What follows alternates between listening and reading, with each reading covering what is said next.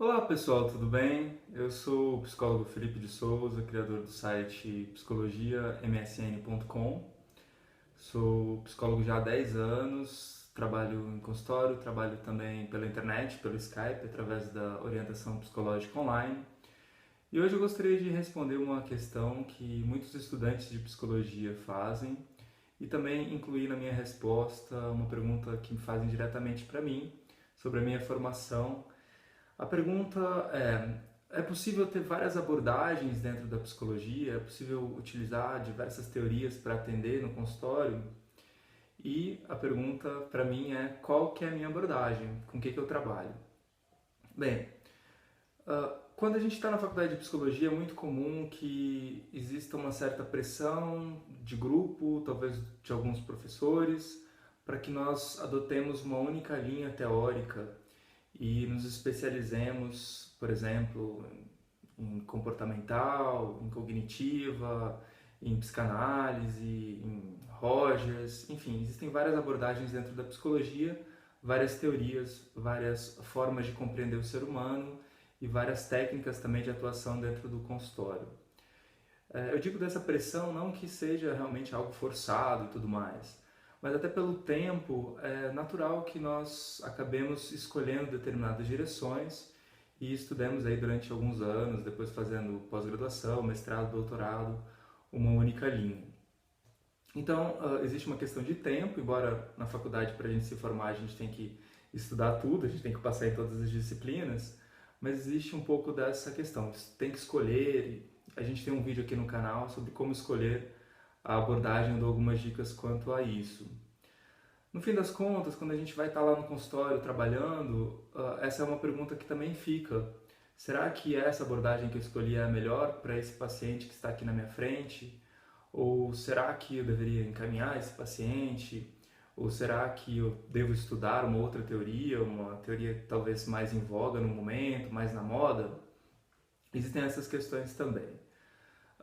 A minha opinião é a seguinte: eu sou um curioso, eu adoro estudar as teorias, as várias abordagens, os vários pensamentos. Então, nessa medida, eu acho que nós deveríamos tentar estudar o máximo possível de informações, de conhecimentos, de pesquisas que são realizadas no mundo todo hoje. É evidentemente muito difícil estudar tudo, muitas pesquisas são publicadas por dia, então é difícil até acompanhar a evolução do conhecimento científico na psicologia. Mas na medida do possível, se a gente tiver o conhecimento sobre as várias abordagens e sobre o que a gente precisa para atuar, por exemplo, o conhecimento dos transtornos mentais ou do processo de desenvolvimento humano, mais um pensamento aí da linha da psicologia positiva, tudo isso evidentemente vai ser útil, vai nos ajudar quanto profissionais. Então, respondendo, contando um pouco da minha história, durante a faculdade de psicologia eu trabalhei muito com a psicanálise, então eu estudei fortemente a psicanálise freudiana, lacaniana, e o meu interesse principal desde o começo era estudar o Jung. Como eu sabia que o Jung tinha tido um contato com Freud, eu fui estudar primeiro Freud para entender essa relação, e o Freud de certa forma veio um pouco antes, e aí depois eu continuei estudando Jung, fiz o doutorado, a minha tese de doutorado é sobre o livro vermelho do Jung. Então tenho essa primeira formação, digamos assim. Depois, eu fiz minha formação como instrutor de Mindfulness. Mindfulness é uma abordagem que é, de certa forma, classificada como uma terceira onda dentro das terapias cognitivo-comportamentais. Então, se a gente pegar só Jung e Mindfulness, a gente vai ver uma grande diferença. São formas de atuar muito diferentes. E eu tenho também outras formações, como, por exemplo, eu sou também coach e tenho estudado nesses últimos tempos a comunicação não violenta, que é uma linha que segue uma perspectiva mais rogeriana. Então, falando de uma certa perspectiva, como se eu estivesse trabalhando dentro das três grandes abordagens, da psicanálise, do behaviorismo, no sentido de que mindfulness seria uma derivação, embora isso é mais complexo do que eu estou explicando aqui, e também a comunicação não violenta, pegando Rogers, eu estudei bastante Rogers esse ano, a gente vai estar lançando o curso Tornar-se Pessoa logo mais. Então, eu gosto de estudar, isso é uma característica pessoal minha, eu gosto de saber sobre as várias possibilidades de atuação. Como que eu faço então no consultório? Quando um paciente vem buscar um tratamento, ele tem uma certa demanda. Ele pode ter uma demanda de análise, ele pode querer saber sobre os próprios sonhos, ele quer investigar causas de infância e tudo isso que seria uma demanda mais psicanalítica, tá? Embora isso não limite a psicanálise, não estou querendo limitar a psicanálise a isso, mas de certa forma é uma demanda, a pessoa quer uma demanda mais analítica. Por exemplo, para um caso em que há um transtorno de ansiedade, por exemplo, a pessoa se sente muito ansiosa, a gente sabe a partir das evidências científicas que mindfulness pode ser muito útil para o tratamento da ansiedade. Então eu posso vir a utilizar mindfulness nesse caso.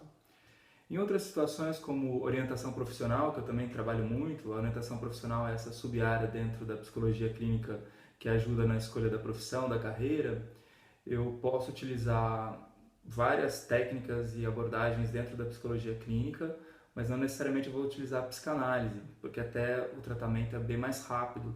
A gente fica por volta de 8 a 12 sessões, às vezes até um pouco menos.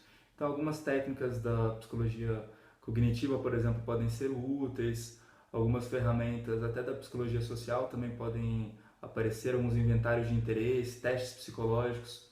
Então a gente vê que a partir de uma certa demanda, ou seja, o que o paciente precisa, eu tenho esse leque de opções para oferecer para esse paciente. Obviamente, se eu recebo um paciente que tem um transtorno, uma dificuldade específica que eu não tenho informação, eu sei, obviamente, e também a partir do Conselho Federal de Psicologia, que em muitos casos é melhor encaminhar para um profissional, colega, amigo ou amiga que possa atender melhor.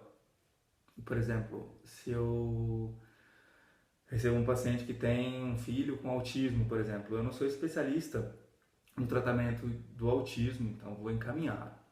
Então, a partir dessa explicação sobre a minha forma de atuar, eu penso que eu respondo essa pergunta se a gente pode ter várias abordagens. Se a gente pega só a psicologia cognitivo-comportamental, a gente vai ver que existem vários protocolos de atendimento. Dentro da TCC a gente encontra até hipnose, alguns terapeutas cognitivos trabalham com hipnose também. Só para citar um exemplo de algo que parece bastante distante da terapia cognitivo-comportamental. Então tem dessensibilização sistemática, modelagem, uma série de protocolos de atendimento, e dentro dessa perspectiva mindfulness seria um protocolo de atendimento também dentro da TCC. Isso fica de acordo com a avaliação inicial, com a anamnese que a gente faz na primeira ou nas primeiras sessões, e a gente pode então indicar o melhor tratamento.